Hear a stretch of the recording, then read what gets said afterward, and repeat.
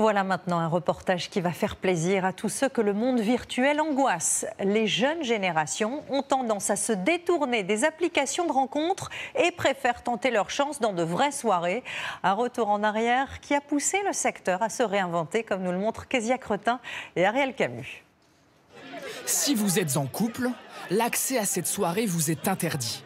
Alors forcément, entre célibataires, tout est plus simple. On vient ici pour rencontrer l'amour dans la vraie vie. J'ai rencontré des personnes ici que dans la vie digitale, j'aurais pas rencontré, j'aurais même pas fait l'effort d'aller leur parler, quoi. L'âge d'or des applications de rencontres semble terminé. De plus en plus de jeunes s'en détournent. Cette chef d'entreprise a flairé le filon. Moyennant 20 € par personne, elle propose des soirées réservées aux célibataires de moins de 40 ans. Avec des animations pour apprendre à se connaître. Je préfère être avec quelqu'un de très drôle ou de très ambitieux. Franchement, ça c'est dur. Ça c'est dur. Pour Maxime, 27 ans, c'est une première.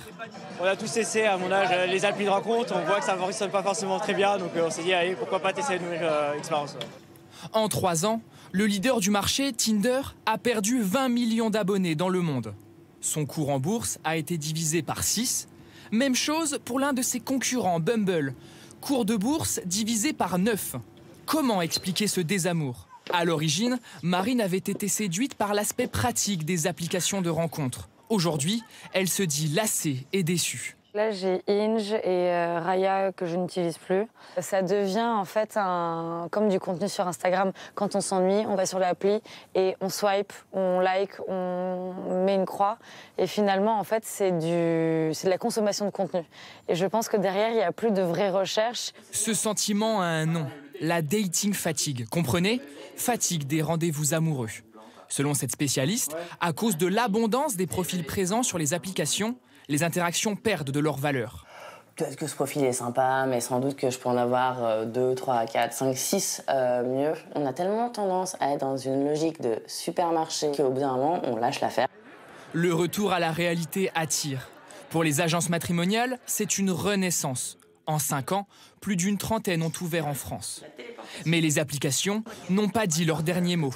Ces 2 entrepreneurs néerlandais viennent de lancer la leur, avec un concept totalement différent. Ici, quand un profil vous plaît, impossible de discuter.